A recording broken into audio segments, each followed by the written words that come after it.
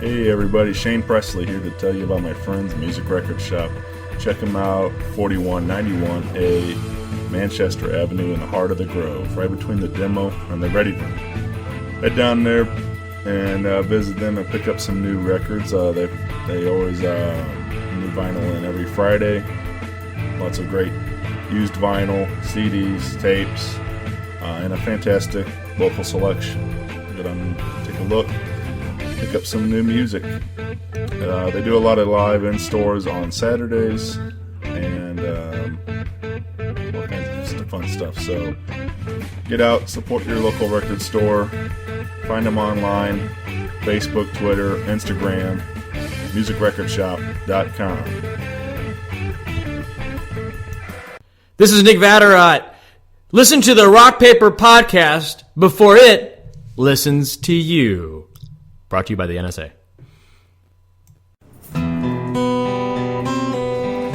Yeah,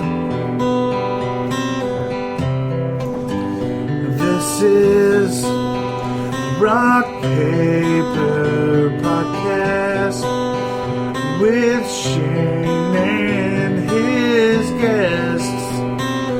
You will listen to what he says. Shane will drive to your house and bring you brownies and talk for hours, 'cause it's Rock Paper Podcast. Tell me why it's nothing but a podcast. Tell me why we're making this for your ass. Tell me why all you gotta do is download Rock Paper Podcast. Rock Paper Podcast. Hey everybody, Shane Presley here, Rock Paper Podcast, hanging out with Nick Vatterott. That's right, Nick Vatterott. You said it right. Yeah. Nick Vatterott.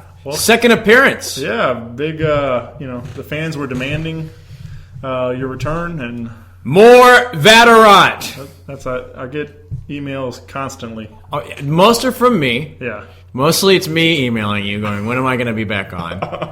I have a lot of different made-up email accounts. All right. Yeah. You know what one of my favorite things is?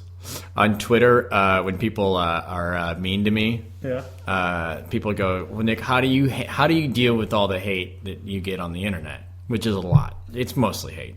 And the way I deal with it is I'm a mature adult about it. I block them, and then from one of my 17 made-up Twitter accounts, I berate them in the most vulgar fashion possible. Right. And that's a real thing that I do. What any reasonable adult would do. Right. I'm mature. I did Red Eye, so I've been doing this show Red Eye on Fox News recently. Yeah. Belly of the Beast, that's right. Fox News, folks, you're home for comedy. So they have a show called Red Eye with Tom Shalhoub. Tom Shalhoub is great. I actually do like everybody over there. They're very nice. I don't know why. I love when now it sounds like I was. Well, Fox News is so like, Fox News can make you just angry listening to it. But everyone involved in Red Eye is I like them. I think they're awesome.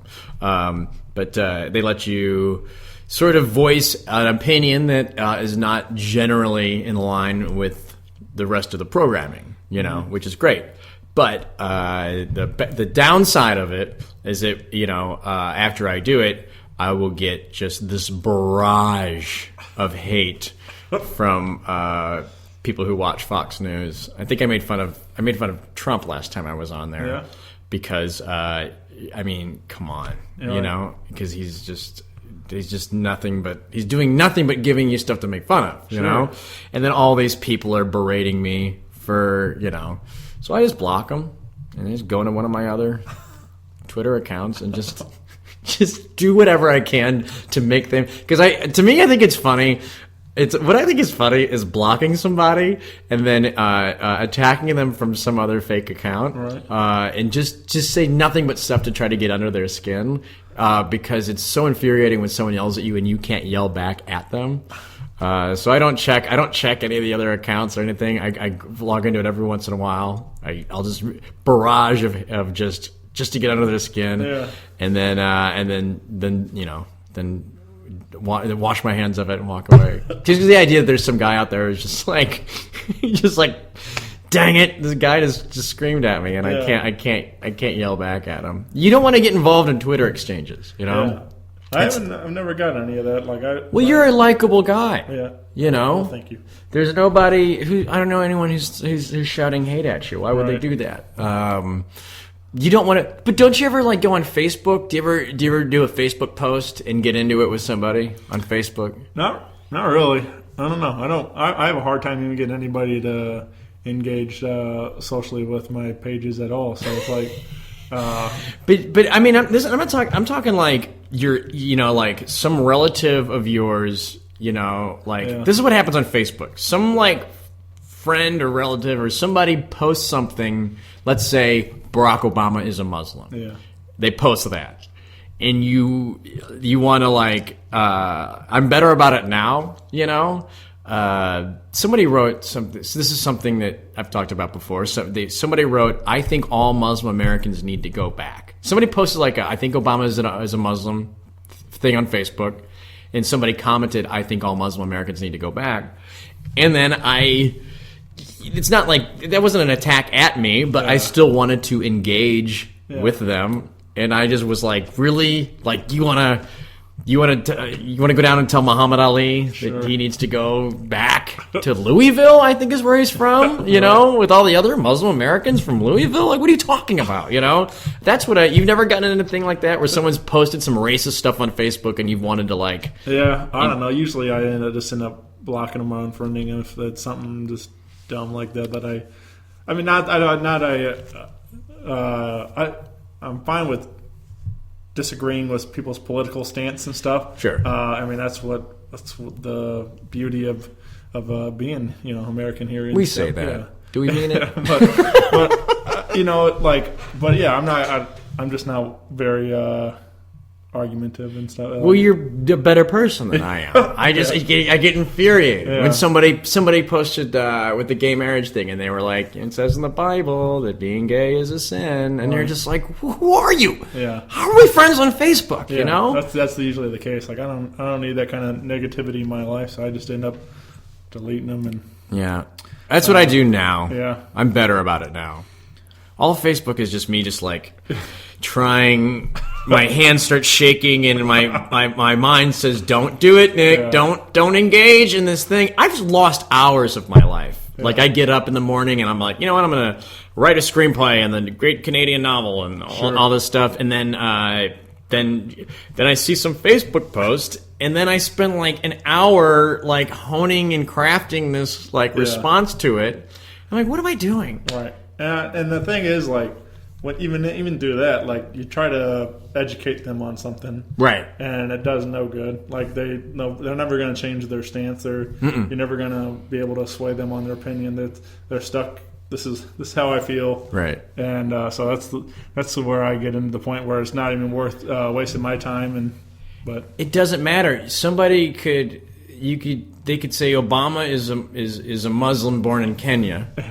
And then you could show them video of Obama being born, in America, and they'd still be like, "Nah, that's what I've decided." Right. By the way, I have footage of Obama being born in America. I'm releasing it after his presidency.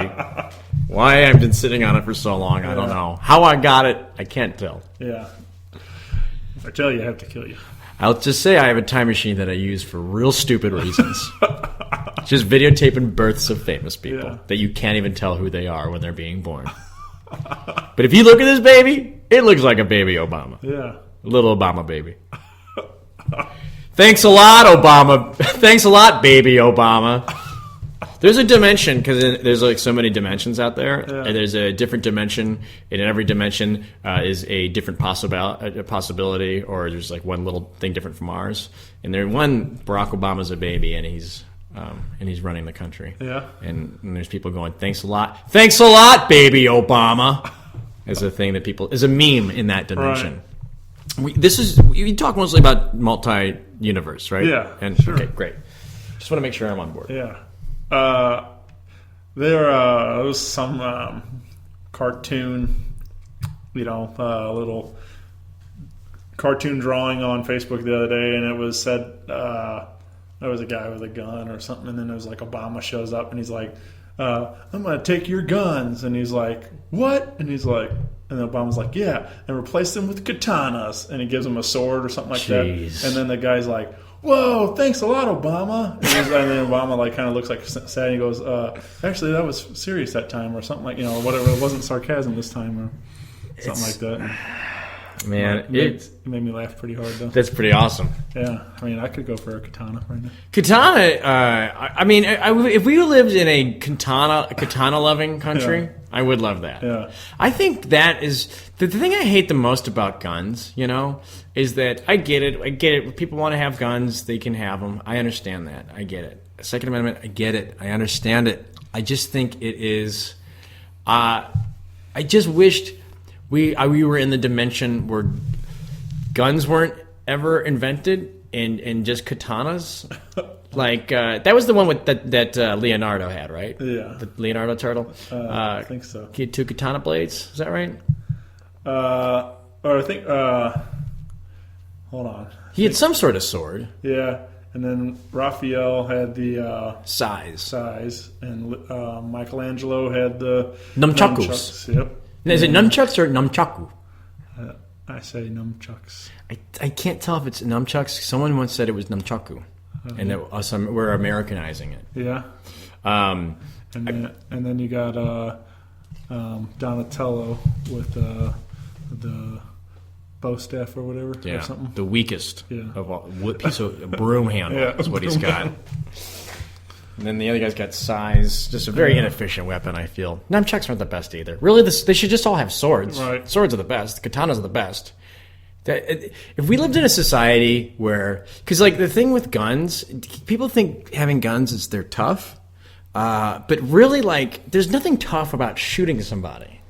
If you want to hurt somebody, you want to kill somebody, do it with your bare hands like a man, Like punch, choke, or at least swords. There's some sort of hand-to-hand combat. Like killing people with a gun is such like a just a fucking wussy way to kill somebody.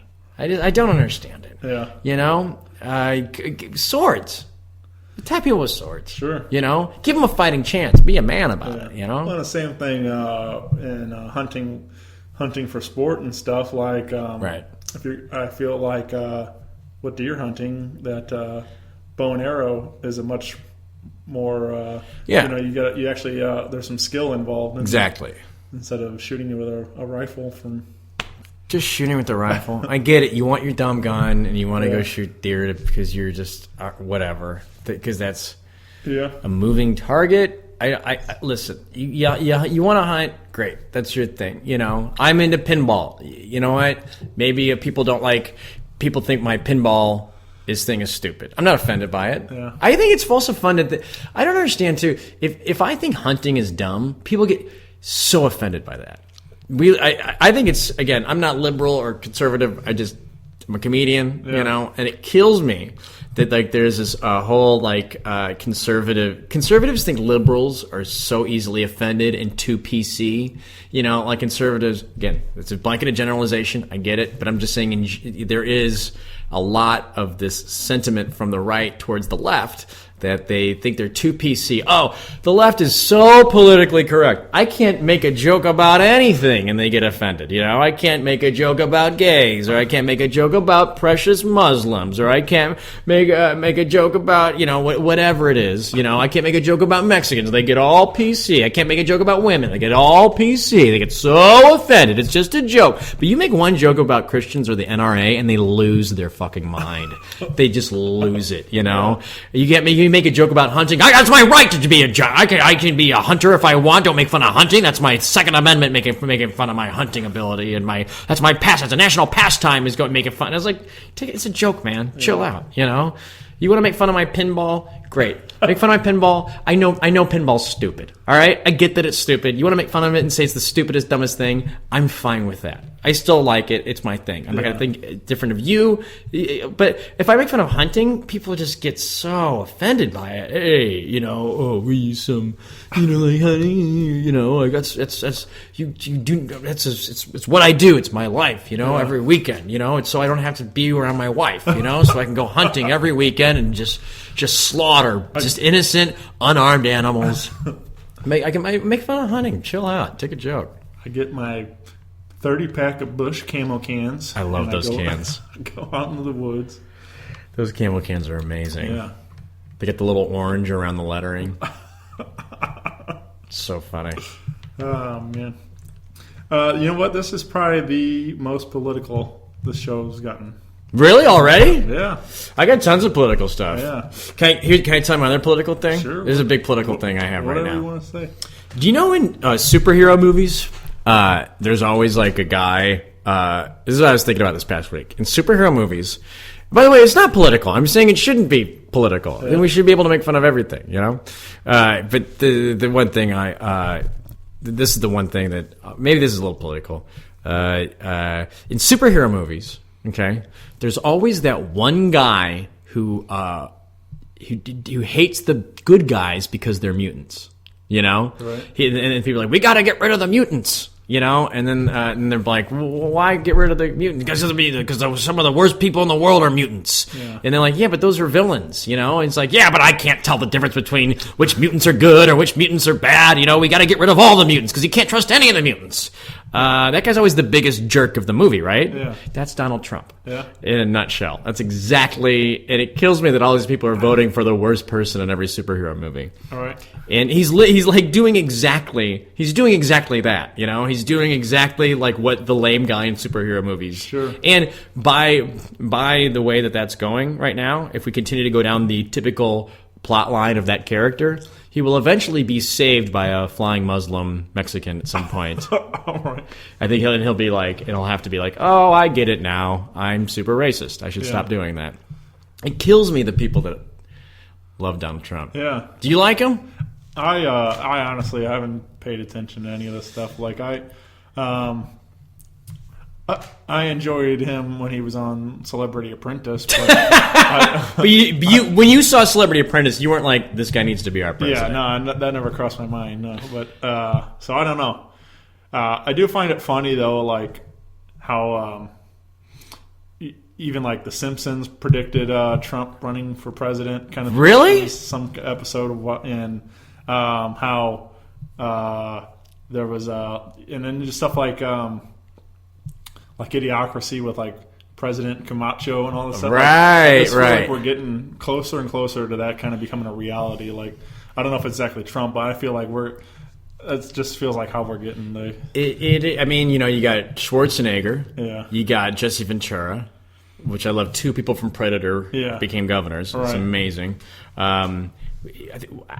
I'd have to fact check this, but some people have said that Roseanne came in like 4th in the last election. Oh yeah, because she ran under some Green Party, and she took up, and maybe she was like 4th in, I don't know, in just California or something like that. Yeah. But she had like a alarming amount of votes for being Roseanne running for. Sure. I can't remember exactly. I'd have to fact check that. But like, the one thing about Trump though, well, you know, I will say that like I have heard a couple things that Trump has said that I was like, now that's a little more of a rational thing to say, you know? Yeah. And if he wasn't just saying so many offensive, outlandish things, you know, like we might give him a little more. We might get the legitimate things that he said some more attention, you know? Sure. But just when someone is like, if you have a buddy that's like super racist, it kind of, even if he's like awesome at like, let's say, I don't know, playing board games, you kind of don't want to play with board games with him just because he's so racist. Yeah. It takes away from him as a person. It taints every aspect and part of him. But the one thing about him is I think people are tired of politicians. So you're right that we might just want to think outside the box and get a non-politician. Sure, I think I think anything more than anything really, like when people going in and it's the celebrity factor. The fact that like Trump is a name and a face that people have seen, and it's regardless, they might not even know his stance on issues, but they're like, oh, I know this guy. So it's like it's that kind of thing too. Yeah. We know he's not being, well, I mean, it's debatable, but I mean, I'll say to say something nice about Trump, I'll say, I don't see him being as influenced by, billionaires as other politicians that desperately need the money, I don't think, what is it? The Koch brothers have Trump under their thumb, or I don't see Trump being as influenced by the NRA as, and he's already said things that shows that he's not as influenced as the NRA lobbyists, that do like back a lot of these other politicians and stuff. And we know the celebrity we just love celebrities so much, man. We like a famous guy. Sure. Rubio, we're like, all right, who is this guy? What's his deal? I'm learning about him. Right now you got there's like 45 different Republican candidates right now, and there's just too many to try to figure out each one, who they are, what their deal is. But Trump, we know a lot about him from the way Phil Hartman portrayed him back in the 90s, and so we like familiarity. What Daryl Hammond, and then he did Trump for a long time too. Oh, did he? Yeah. He just Daryl Hammond redid Trump for one of the recent SNLs where they did a political. Oh, really? One of the cold openings they did. They had all the guys out there for like the Republican Party. I think I did see that. I didn't realize that was Hammond. Yeah, he's there anyway though, because isn't he doing? He's now the voiceover. Yeah, that's so awesome. After Pardo died. Yeah. He's just doing it. Is he doing a Pardo impression? No, I mean it's him. I mean he sort of reads it in that same tone and stuff. Musical guest, Bobcat Pudding.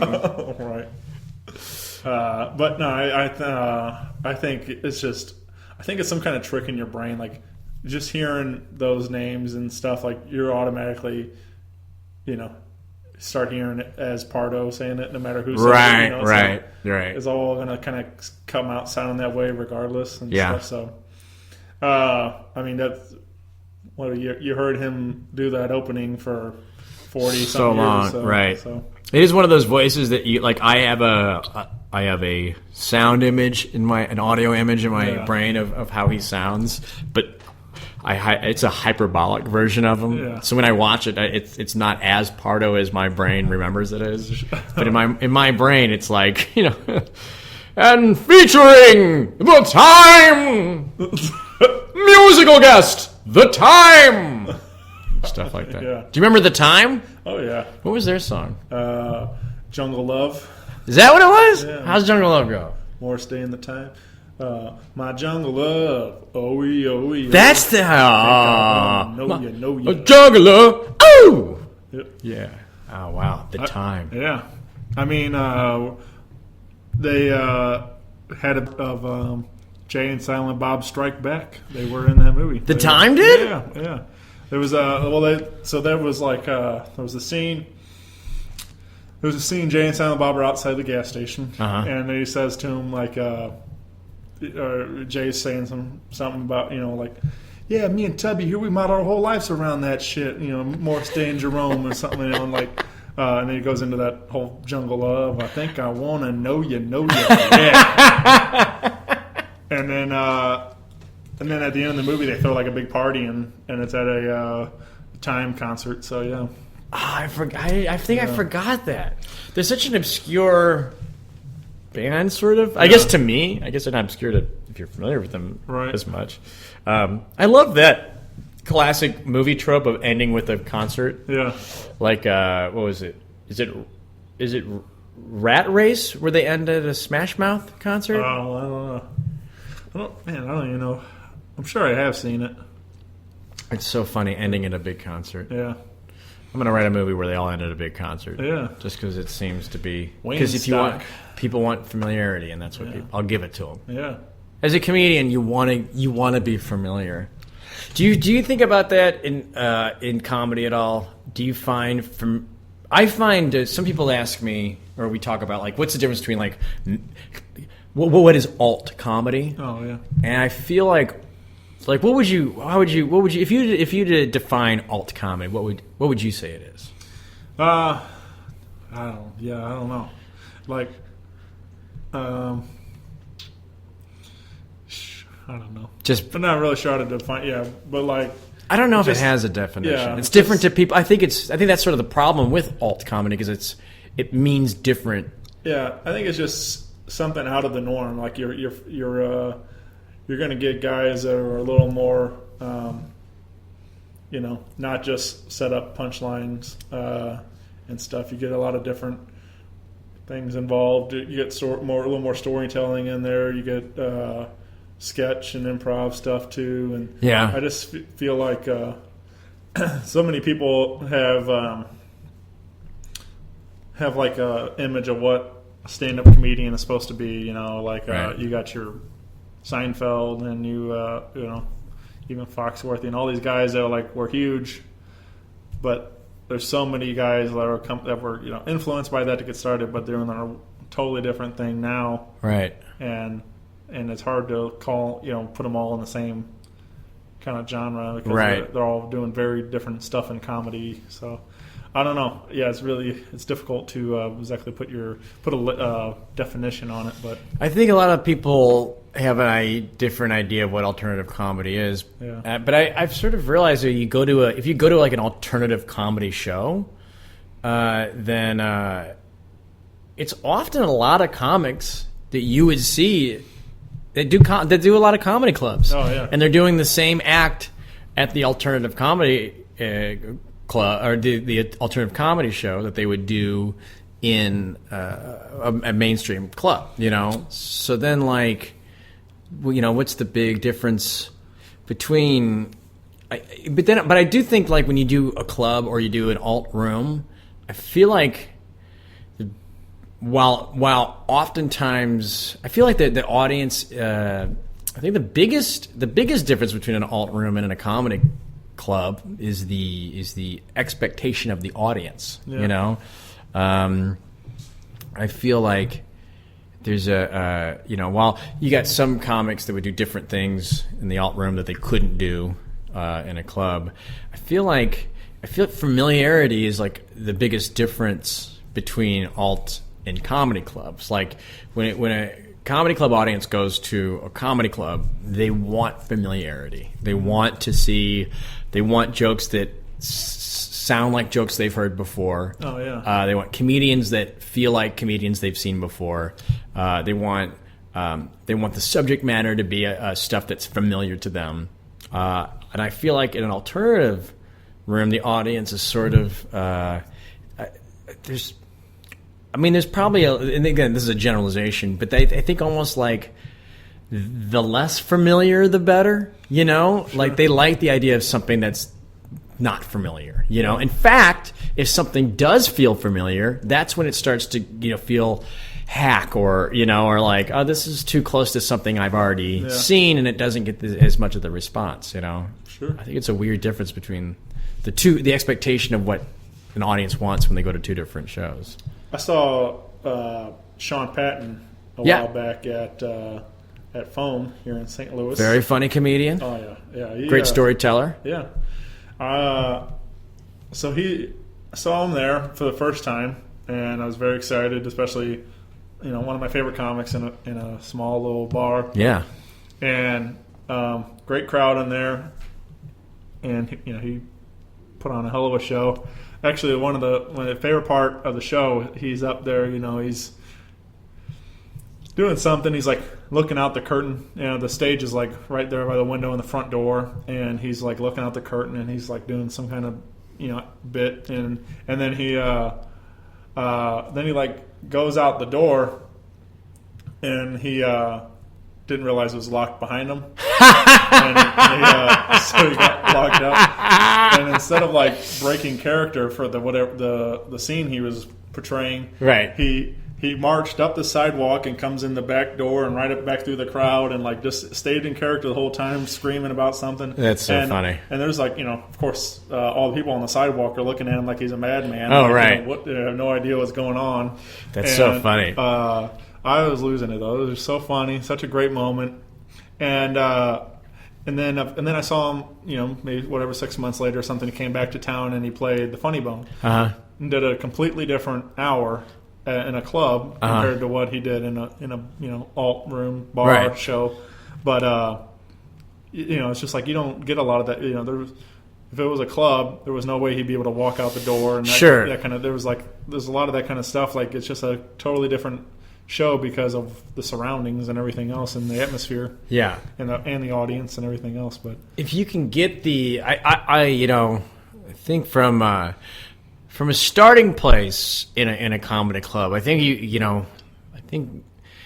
I don't know, unless you've built an audience that has an expectation of what you are as a comedian. But if they don't know who you are or what you do, I think maybe you have to start at a place familiar, and then you can maybe get to a place where you walk outside at some point within the hour. Sure. I don't know if you can start at that. I saw a buddy of mine the other day do a show. There's alt shows that feel like comedy club audiences, and like he did something very, he actually like he just kind of walked. The second he got on stage, he started walking into the audience, and he walked past the audience, and he walked through some weird broom closet in the back, and then closed the door. And I was dying, but the audience kind of like. He had to kind of get them back a little bit. They were just like weirded out by it, And I think the two comics went before him. They did great, but it was very like kind of traditional comedy club stuff, and it is weird. It's like you do something, but then conversely, if you do an alt show, and just go right into. So I broke up with my girlfriend recently, and it feels like very. That's their equivalent of walking in the back of the room and being weirded out, I also feel like that's a credit to Sean, of being a versatile comedian. Yeah, I think a lot of I don't know. Sometimes I get this sense that like people think that if a comedian's one or the other, they can't make it work in either one. Right. I feel like there's if there's like he's a club guy. Yeah, I'm not gonna book him. He's a club guy. And in my mind, I'm like, he's going to have a tighter set than anybody here. It might not be the most groundbreaking set you've ever seen, but there's a good chance it'll be the funniest one of everybody, more laughs per second. Sure, there's a lot of club guys that only work in clubs, a lot of alt guys that only work in alts, and it's on the comedian to figure out how to make it work in both. Mm-hmm. But sometimes I get this sense of like, well, alt guys can't do, they can't figure out. Somebody said that to me once. There was like, I'm based in New York, and this guy was, I can't remember what the situation was, but he was like, yeah, got all these alt guys in LA. I was like, I can't book any of them at the Vegas room because they don't know how to make it work in a club. And it's probably true for a lot of guys. Yeah. There's a lot of stubborn comedians that refuse to adjust for their audience. But to say that guys, just because they are traditionally one or the other, can't that there's these idiots that can't make it work, It seems like here in the Midwest, we've been getting, especially here in St. Louis, obviously, but like we've been getting a lot more. You got your guys that come through the Funny Bones. You got your club comics, but it seems like there's a growing attraction to the.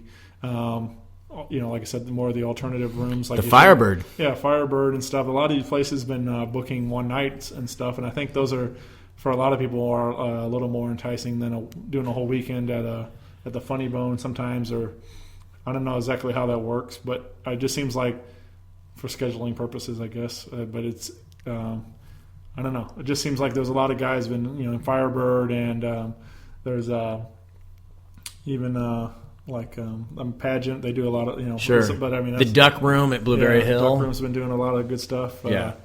And but yeah, just these one night, one-off shows, and they're compared to 8 shows at the Funny Bone or something. I think there's probably a lot of different factors for that. Yeah.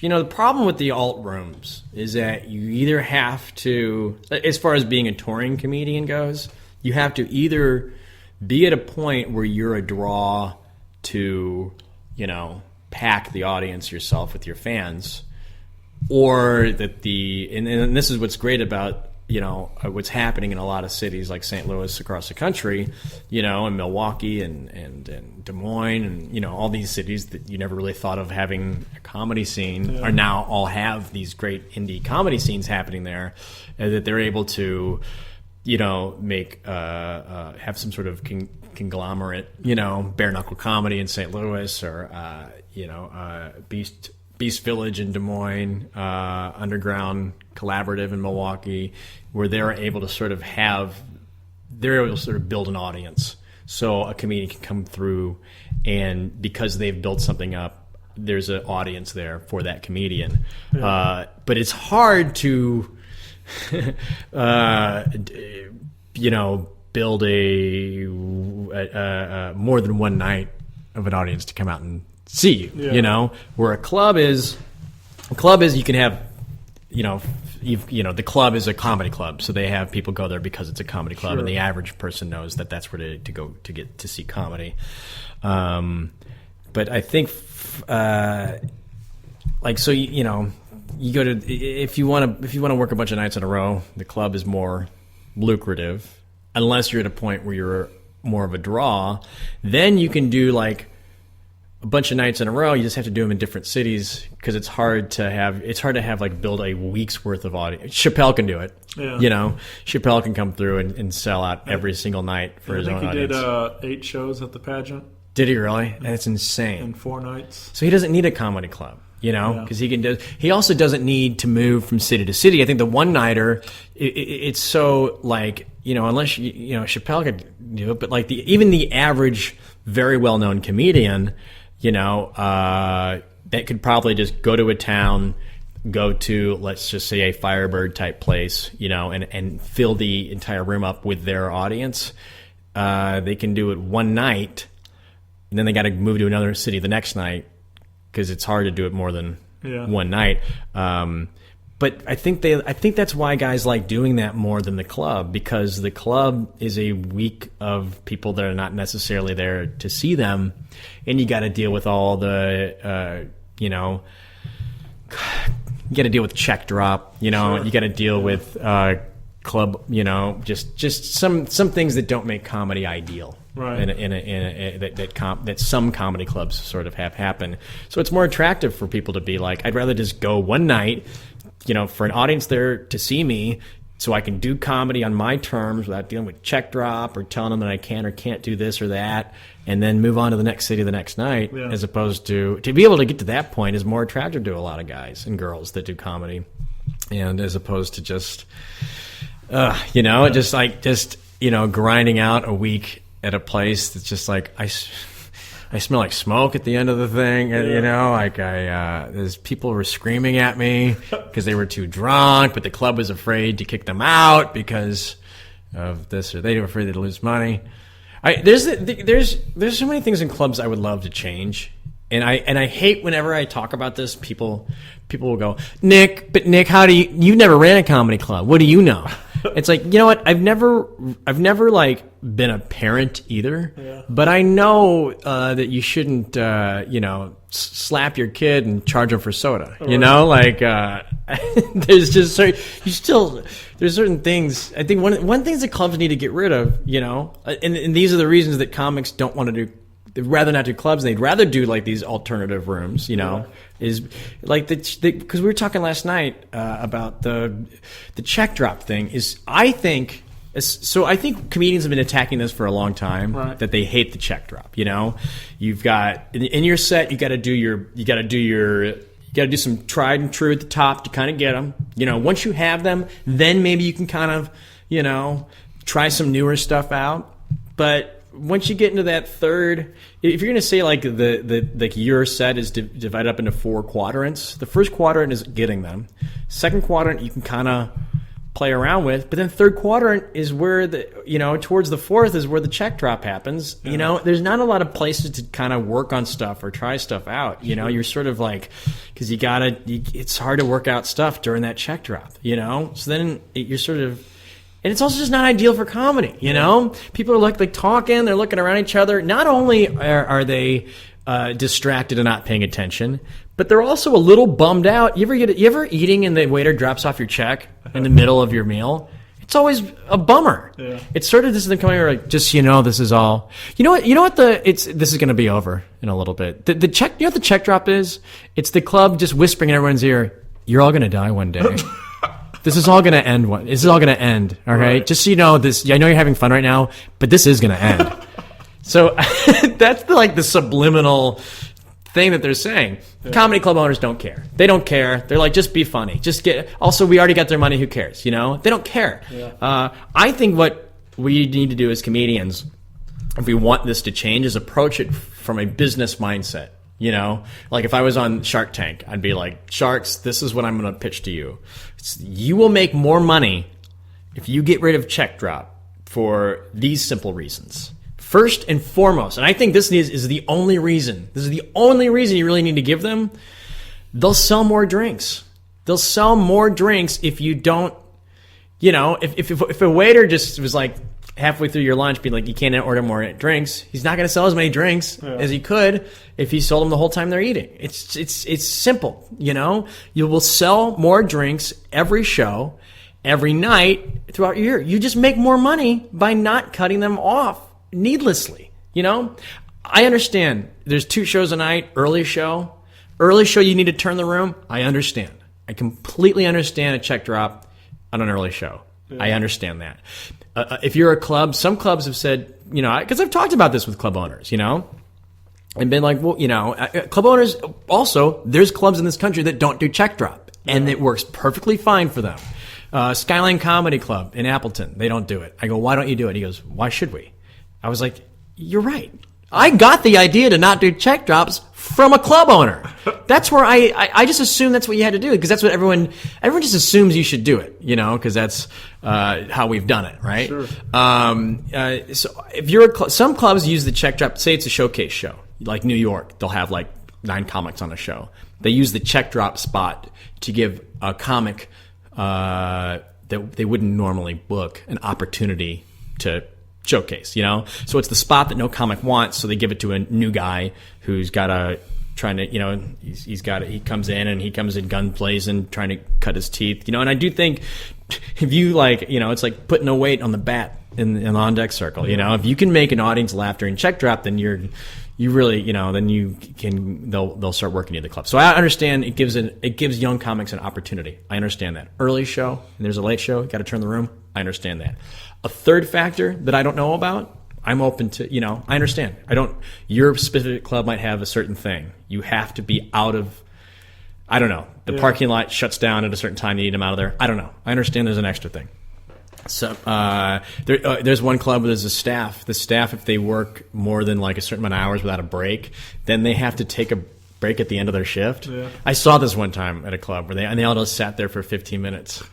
I was like, why are they all sitting here? Why don't they go home? He's like, because the comic went long, and now they hit their hour mark where they have to have the mandatory break, so they can't go home for 15 minutes because they have to have the mandatory break that they couldn't take in the middle of a show, because you can't just take a break in the middle of a show as a waiter. But you'll sell more drinks, and also the show will be better, so people will come back. I don't know. Yeah. It's mind-boggling to me. Yeah, I do find that stuff interesting, because I don't know if I'll ever get there, but I do have a goal, a dream to someday have a venue of sorts doing music and comedy and stuff. Essentially, I would love to start creating a live version of what I do with the podcast. Great. A spot to showcase a lot of the same talent that's been on the show and stuff like. That'd be great. So someday, I don't know. I obviously need a lot of money. So viewers, send in your money. Yeah. to makeithappen.com. Yeah. And then see, you would be a great guy to run. Comic ran shows are always like the best shows. Yeah. You know. Well, I'm no comic, but I big fan. Or artist ran show, Yeah. you know, or fans of they're genuine fans. There's so many people that run comedy clubs that I don't think like comedy. Yeah. And I don't know why they're doing it. You know, if a comic is just sort of over being a comedian, they need to stop being a comedian. And if you're over being a comedy club owner, it's easy for me to say when someone's like, well, I'm not going to get a new job now. Yeah. Yeah, I guess. But you just, you hate, if you were going to a doctor and like your doctor just hated being a doctor and you're like, Sure. What's wrong with me? It's like, I don't know. You're fat. And you're stupid. You eat like an asshole. You know, you'd be like, well, don't be a doctor. I'm not going to not be a doctor. I've already yeah, I know. But you're a shitty doctor. And you're going to lose patients. And you're not going to make as much money. It's going to make you more miserable. And so if you're a club owner and you hate what you're doing, you're mean to all the comics. When's club owners start being mean to comics? I hate it. I don't understand it. Yeah. Well, is that enough of a tangent? Oh, sure. Should I bitch more? I want change. I want to invoke good change for everybody, so that comics have a better time, so club owners make more money, and everyone's more happy, and the audiences are more happy. Is there anything wrong with bitching about something that can facilitate that? Maybe. I don't know. Well, this podcast is listened to by many, many club owners, so maybe a change will happen. Oh, great! I made that part up. Yeah, I know. I just got blackballed from every comedy club. It'd be funny if this is the podcast that gets traction where people are Nick Vatterott said on Rock River Podcast. Right. It's like business plan: sell more drinks, make more money. I don't know. So you were back. We did one about almost exactly a year ago while you were in town, and that was episode 37, and we sort of touched on some of your stuff from being on Fallon and Conan, and your album came out for amusement only. Yeah. Still out there. You can still buy it. Now available on iTunes.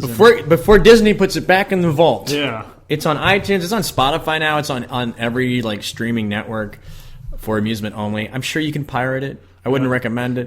Why is it pirate it? Just get on Spotify. It doesn't cost you anything, Is there still only digital, or are there any plans to? Still only digital. Yeah. It is funny. I do get Google updates of pirate websites that have my album on there. Because you get a Google, you're like, ooh, oh, someone's talking about me. Yeah. And then you look up, like, just someone pirating my. But yeah, still in digital form. Yeah. Be cool to do some kind of limited run or I'd something. love to make a vinyl of Yeah. it. I would love to make a vinyl of it. Yeah. I don't know how to do that. Yeah, I don't know. And I know it's I know the cost has come down, but it's still pretty expensive to do.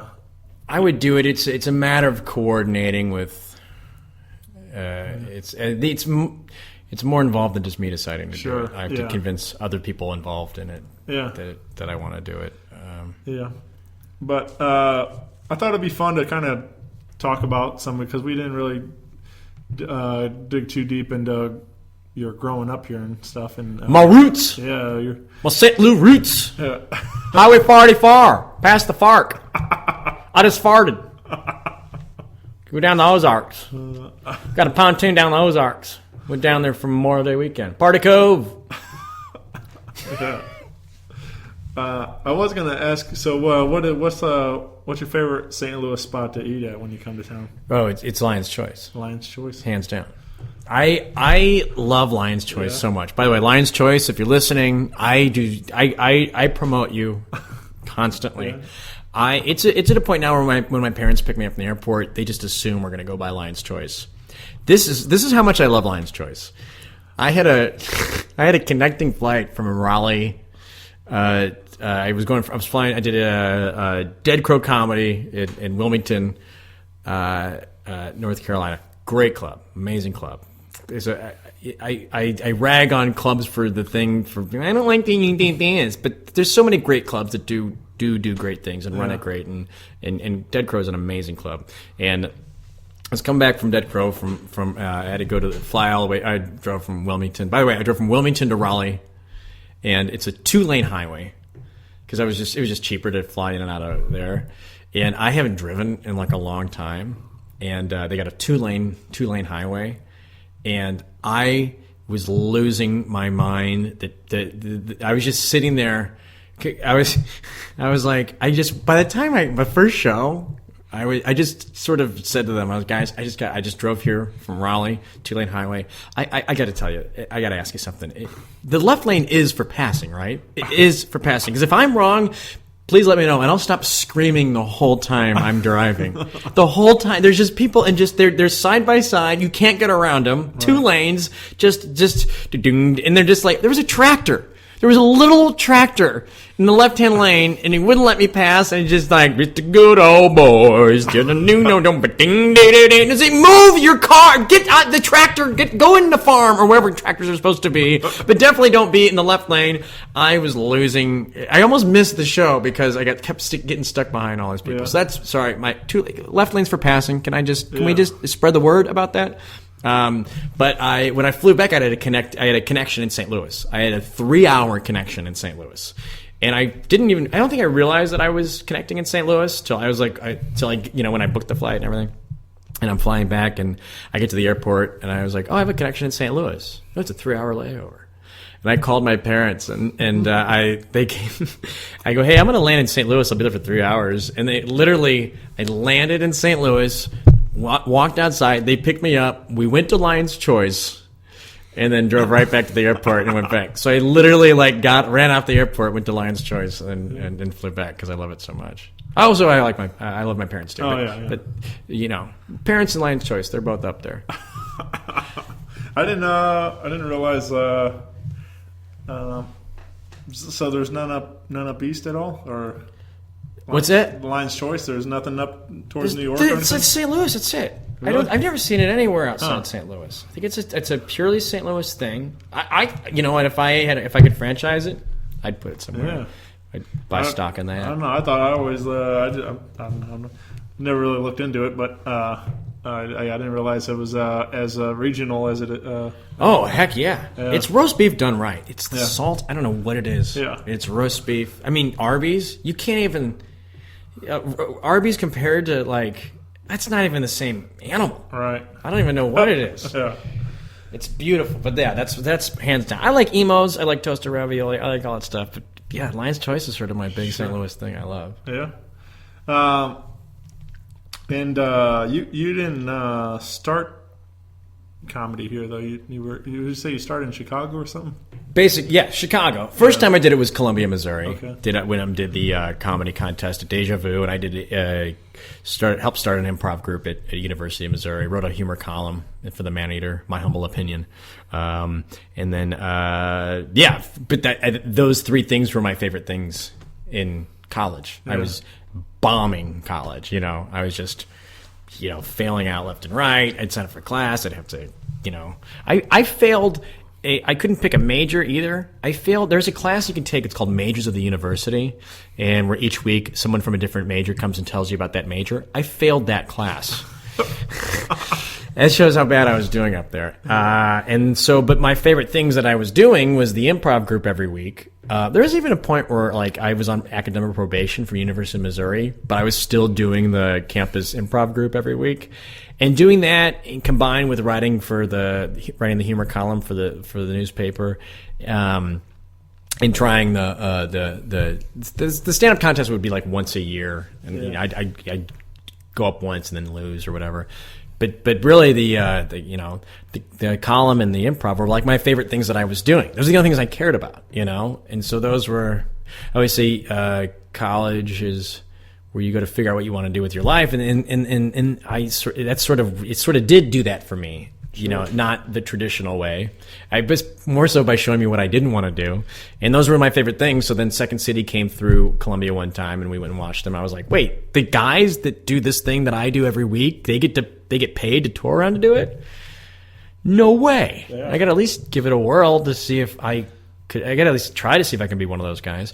So that's it. So then I went to Chicago, and that's where I was like, doing improv sketch and stand up as much as I could. I kind of had a very similar thing. I went to the community college for a little bit, for my 13th year of high school, pretty much. So that kind of vibe. Like, really didn't know what I was doing, but I went there and trying to figure out what I wanted to do. And school was never my strong suit at all. And, right. And it was just that's a similar kind of thing. It was like I always felt like I wanted to teach, and I don't know, just never quite took off like I thought it was going to and stuff. And it was just like, man, this is not for me. But I started going to a lot more concerts and everything else, and I was like, I love this. Can I somehow get paid to just go to concerts and talk music and do, haven't quite figured that out yet, but I'm getting closer and closer. I feel like, so I think this is, you have to do something you're passionate about, for sure. You teach the whole time. You're not there's people passionate about teaching, and but if you're teaching in the back of your mind, because you don't want to be the bad comedy club owner of teachers. You don't want to be that teacher that's over teaching and hates teaching, and then you should just get out. And you're like, well, why should I get out? Because this is what I decided to do. Yeah. You got to try it. Sure. What's your favorite St. Louis joke to tell here in town that you can't tell anywhere else? The Vatterott joke. Yeah. People say Vatterott. People say Vatterott. What kind of name is that? I was like, it's actually a German for technical college. That's a big St. Louis joke. The other St. Louis joke, I will say though that my other St. Louis joke is that I've finally been able to figure out how to make work outside of St. Louis. That did take a long time, but it's about the eye patch lawyer. Oh, okay, yeah. And it's sort of I don't think it won't really play on the but on the audio so much. But it's just the guy, because it kills me because the commercials he turns his head. I tell people it's like, because he does those local commercials, right. And I always love when like lawyers on those commercials, they turn their head and, kind of say, well, he's also a personal injury attorney, which is amazing. Sure, yeah. Like that's the best part of the guy, I love it. And then he's like, have you ever been hurt in an accident? And he turns his head, I sure have. Which, it is fun. I finally figured out a way to make that work in other cities, but it does not, it will, the reaction gets in other cities will always pale in comparison to people in St. Louis that just are like, sure. And my family is like, they saw him out somewhere and took a picture of him and sent it to me and stuff. Apparently, he's a really nice guy. Yeah, a couple people said they've met him and he's like got a real good sense of humor. And but that's those two are my two favorite St. Louis jokes. There's I don't know if you've been able to keep up, but. STL Uplate here in town now. They've been growing and growing. Now they're on TV. They get a late night spot on Channel 4. Oh, that's awesome. I think it's like, I don't know, it's like My TV, some kind of thing on Channel 4. But anyway, they've run the whole show on YouTube. Okay, I've definitely seen it. Yeah, and they recently did a bit where it was like a boardroom meeting of all these superheroes from St. Louis. So it was that guy with the eye patch lawyer. There was Becky, Queen of Carpets. There was the Brooks, Carroll House Furniture. Because you like nice things. Yeah, the brother and sister, they were there. That's so funny. And it was kind of like a Scooby-Doo kind of thing, like where that kind of or a similar type of feel, like it was kind of a voiceover and they were chasing the bad guy, and then like stay tuned next week, kids, to find out what happened, and that kind of thing. So that's I got to check that out. Yeah, it was a pretty good bit, and it made me laugh really hard. The fact that like obviously that does not translate to other cities nearly. Oh yeah, but anybody that's grown up here in St. Louis watching local TV. I wonder if our I don't know. Yeah, you have such a warped sense. It's interesting going to other cities and like you're in a hotel on the road and you watch at 3 a.m. You watch what their bad commercials are, or watch what commercials are. I was in Virginia and they this killed me, but a commercial was like there's a car driving down a highway.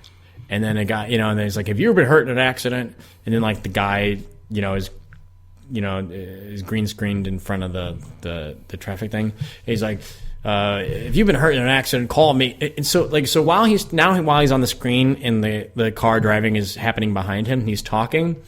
But while he's talking, the car behind him it takes some weird turn and then it flips, like a couple dozen times it seems like, and then this horrible carnage is happening while this guy's just like calmly like telling. It's the most morbid commercial I'd ever seen, and he doesn't address what's happening behind him.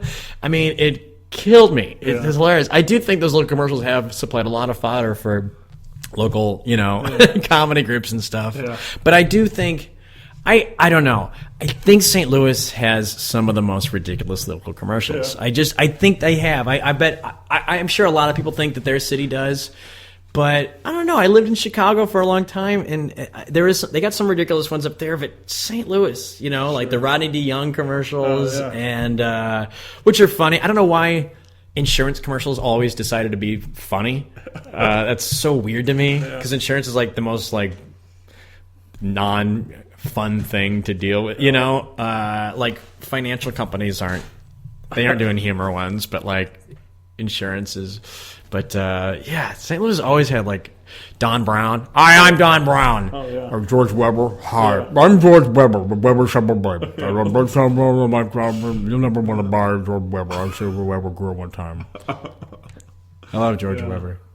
Yeah, there's one time I did like a mashup of all that, it's like, hi, George Weber here telling you about, and then it's like, don't close the deal till sunset, or something like that. You do like, you just put all those Scoot V car all together, and it's like, and just really mess with people. Where do I go? Which one do I look for? Yeah. Those commercials are amazing. Yeah. Don Brown, there's nothing more Christmas than Don Brown's jacket. Yeah. I'm Don Brown. KSDK too. I think they finally got rid of it, but every Christmas they would have that like Old Man Winter come to town. It was like a 5-minute commercial, and it's just them like kind of. It's poorly shot and it's lit terribly, and they're out in the snow.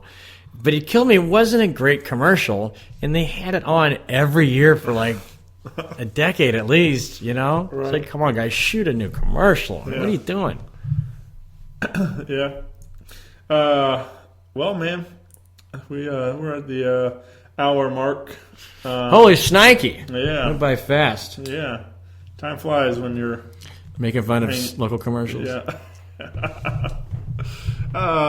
But yeah, this has been a lot of fun, man. I appreciate you taking some time out again to do the show do you have one more St. Louis? Is there a St. Louis commercial that you want me to answer real quick? Like a rapid fire? I don't know. I feel like I'm so long-winded we never get to anything. Yeah. I apologize. It's perfectly fine. That's the fun of podcasting, though, man. It's like it doesn't really have to be anything. It's like, whatever. Yeah. So people ask me about my show, and it's just like they're all very, very different. Right. Some are funny, some are more serious, some we play songs, some we don't. It's like right. So it's hard to tell you what the shows is like. But yeah, there is no rules. That's what I love about the only rule is that no matter what it is, it's something you can make love to. Yeah, that's the truth right there. If anyone made love to this podcast, way to go, you stallion! A whole hour. Wow, hope we helped. That Trump talk just really got me going. You fired, mutants. I do want to put Donald Trump in the next X-Men. Yeah. He's like, you got to get rid of the mutants. Or you're fired. I do the worst Trump impression of all time. That sounds. You fired. That's like more like a Woody Allen.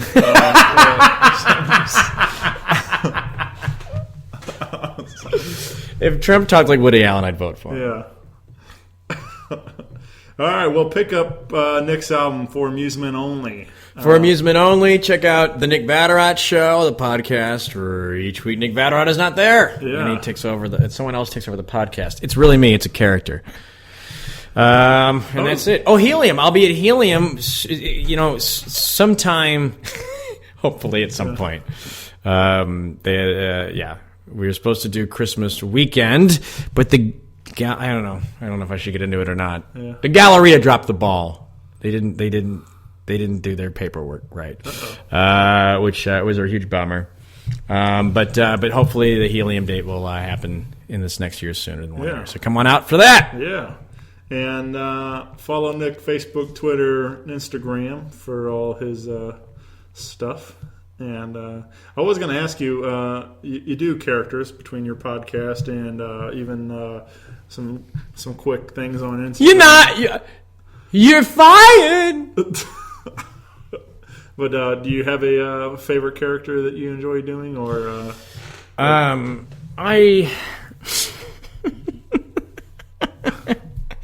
So I don't know if this, for the past 3 days, I've been torturing my family with this character, and all it is this. Well, there goes the neighborhood. It's not funny. I know it's not funny. Every time I say it, it's not funny. But like, I want it to be so funny at some point. I don't know. For some reason, that character's been making me. It makes me laugh every time. I don't know what it is. It's some character like. It's the character who always here's what I can't decide about the character. It's either a character that not like a very benign thing happens, Yeah. A car backs into a mailbox and the mailbox falls over and they're outside smoking in their bathrobe and they're like, well, there goes the neighborhood. Or a terrible thing happens, like they're outside smoking in their bathrobe, and then a nuclear bomb lands and destroys the entire neighborhood, and they look at all the smoldering and they go, well, there goes the neighborhood. And it becomes more obnoxious every time I do it too, because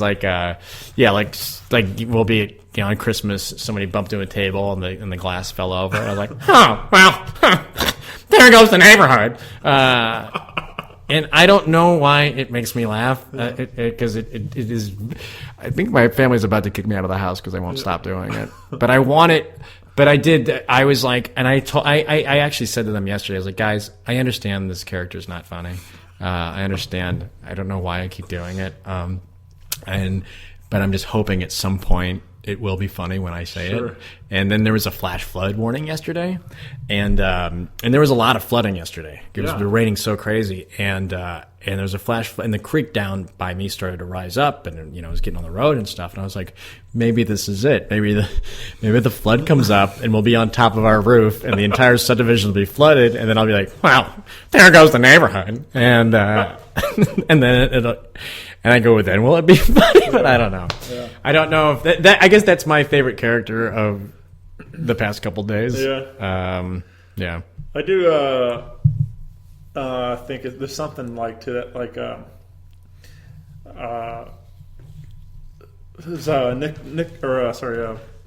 Matt Bronger was talking about how kind of touched on a little bit how he thinks as a comic, and how he was listening to Billy Joel or whatever, and he gets that song stuff, and then it gets shortened down to just one clip, and it gets played over and over in his head on repeat, and it's that's just funny. That one, and then he's and then it said it ends up in his brain, he ends up turning into a techno song or something like that, and right. something kind of thing, but it just kind of. You doing There Goes the Neighborhood, that's your tick right now. That's my character doesn't say anything else. Right. I don't even know if it's a he. I don't know if it's a he or it's a she. I think it's a woman. I think it's a woman with her hair up in rollers, smoking in a bathroom. I imagine a kind of like a Debbie Downer type of kind of a thing, Right. You know, that kind of vibe, like Right. just everything's the worst thing ever. You know, so, Right. Yeah. So that's what I can't decide what's funnier, if it's like the worst, if the neighborhood really does go, Yeah. or if it's just the most like, you know, like she's such a Debbie Downer that like just nothing, like her like neighbors didn't mow the grass for a day.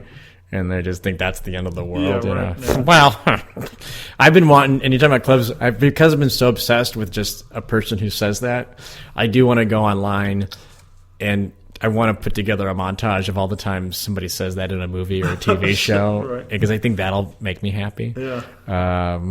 But I don't know. If I do it, I probably won't do it. Yeah. But you know what I will do?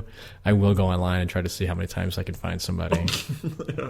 I love Conan when they cut like all the news anchors saying the exact same Oh, line. it's amazing. That is one of my I don't know who favorite- figured that out, Yeah. but that's so crazy. That's also an interesting thing too. Like I remember like being in St. Louis, and you know what Channel 5 is, like the bung bung, like the church bell type things. Yeah. I don't know if they still do it, but like there was like the That's any- the NBC thing, right? yeah, but there was a local one though that was just for okay. KSDK, and it had like the graphics. It's sort of like these. I don't know, but I remember moving into Chicago.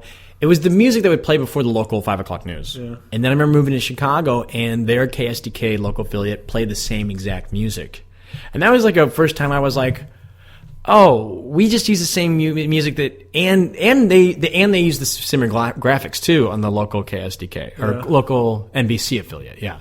So it would be the local NBC here and the local NBC here has the same music going into their local, and it was crazy. I was like, oh, and then I realized, and then I was travel around and I saw that the local NBC affiliate all use the same music. It's weird realizing that, because you realize that like, oh, we have a lot more in common than every other city in the United States. We all have these very similar shared experiences growing up. Of the local news was about the same in every. Sure. The commercials were about the same. They were maybe a little crazier in some cities, but a lot of it. But then you find out like, oh, then there's this weird kind of disgusting part of it. They're like, oh, they're just feeding us the same stuff, making us feel like it's just for us. But like when you see them like. That music is the same in each city. Even the copy, that's what Conan exposed. The copy is the same. Yeah. You know, the same lame pun. Oh, yeah. You know, well, yeah, baby, Mike Myers is a child today, or what? And then it's like, yeah, and they all watching each person try to sell the same copy. Yeah. You're like, oh, you're just all feeding us all the same thing. You know, That's one of my favorite bits they do on there. it's so good. All right, man. Well, thank you so much. Thank you Nick. for having me. It's been a lot of fun. Enjoy your Lion's choice. I will always enjoy it, Yeah. and I just I hope this podcast doesn't get accidentally erased or deleted, because if it did, there's go the neighborhood. I really forced it in that last one. That's it. Rock Paper Podcast. Rock Paper Podcast. Rock Paper Podcast, y'all.